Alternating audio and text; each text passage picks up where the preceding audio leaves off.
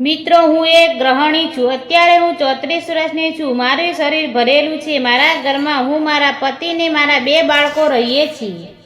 મારા પતિ નોકરી કરે છે, પણ હવે તે રોજ સાંજે થાકીને આવે છે એટલે જમીને સૂઈ જાય છે. જ્યારે મારા પતિ ઓફિસે ગયા હતા ત્યારે હું સ્નાન કરીને કપડાં પહેરી રહી હતી, ત્યારે એક શાકભાજી વાળો અવાજ સંભળાયો. હું સાડી પહેરવા બહાર આવી ત્યારે મેં એક ખૂબ જ સુંદર માણસને શાકભાજી વેચતો જોયો.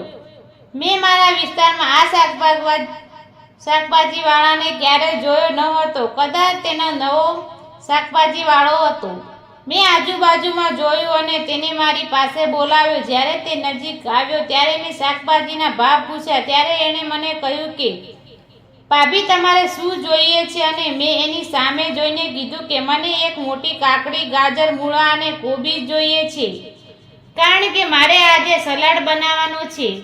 ત્યારે તે હસવા લાગ્યો અને કીધું કે તમારે કેવડી મોટી કાકડી જોવે છે? જ્યારે મેં એની સામે જોઈને કીધું કે તારી પાસે જે મોટી કાકડી હોય અને મીઠી હોય તે આપી દે. ત્યારે તેણે મારી સામે જોઈને કહ્યું કે ભાભી, તમે તેને કેવી રીતે લેશો? ત્યારે મેં એને કીધું કે તું કહેવા શું માંગે છે? ત્યારે તેણે કહ્યું, તમે આ કાકડીને થેલીમાં લઈ જશો કે જબલામાં આપું? જ્યારે મેં કહ્યું કે જબલામાં જ આપ.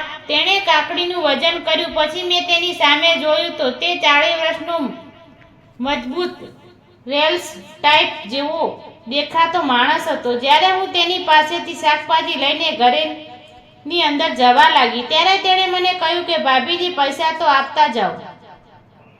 ત્યારે મેં કહ્યું કે હું અંદરથી લઈને આપી જાઉં છું.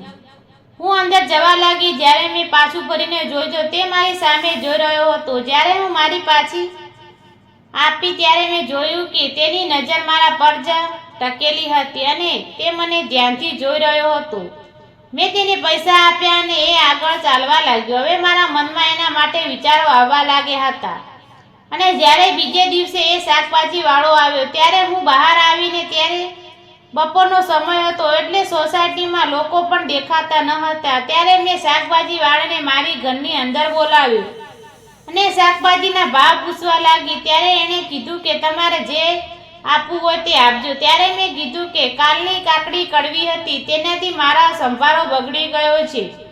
જો આજે લાંબી અને જાડી કાકડી હોય તો આપ બાકી ચાલતી પકડો. બાકી કાલની કાકડીમાં મજા આવી ન હતી અને એ પણ સમજી ગયો કે હું શું કહેવા માંગુ છું. એટલે મને એણે કીધું કે મારી પાસે જાડી કાકડી છે, કહેતા હોય તો એ તમને આપું. અને મારી પણ જાડી કાકડીનું જ કામ હતું એટલે મેં તેને કીધું કે હા, એ મને જરૂર આપો. આટલું કહીને હું કિચન તરફ જવા લાગી તો તેણે પણ પોતાની કાકડી લઈને કિચનની અંદર આવી ગયો. અને પછી જે થયું તે હું તમને શું કહું?